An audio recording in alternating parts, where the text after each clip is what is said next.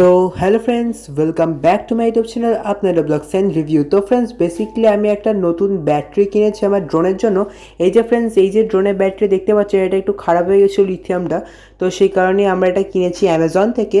তো ব্যাপারটা দেখুন, এই খুব বাজে একটা ড্রোনের ব্যাটারি সেট আমি অলরেডি আগে খুলে নিয়েছি, কোনো কাজই করে না, না তো চার্জ হয় না তো কিছু হয়।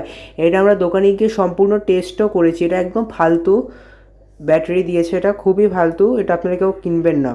আমি রেকমেন্ড করবো এটা কিনবেন না, একটা জাস্ট ডেমো একটা জিনিস, কোনো কাজই হয় না এটার মধ্যে। আর আমার যে আগের ব্যাটারিটা সেটা হচ্ছে 3.7V 180 mAh। তো যাই হোক ফ্রেন্ডস, আমি যে নতুনটা কিনলাম ব্যাটারিটা, এটার দাম নিয়েছে 300 টাকা, মানে সম্পূর্ণ 300 টাকাই জলে গেল।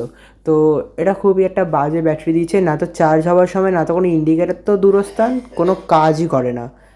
তো দেখুন এবার আপনারা, এমন একটা বাজে এসছে ব্যাটারিটা সত্যি। আর কিছু বলার নেই, দেখতে পাচ্ছেন এখানে এমএএইচ সেম হলেও ঠিকঠাক করে কিন্তু কিছুই কাজ করে না, এবং সাইজটাও কিন্তু আলাদা। তো তাই ফ্রেন্ডস, আমাদের প্ল্যানটা ছিল যে এই নতুন ব্যাটারির যে লিথিয়ামটা সেটা আমাদের ওল্ড ব্যাটারিতে মানে একদম ইনস্টল করে ব্যবহার করা হবে। বাট যেহেতু খারাপ এসছে তো কিছু করার নেই, 300 টাকা জলে গেল, এটাই হচ্ছে, দ্যাটস ইট।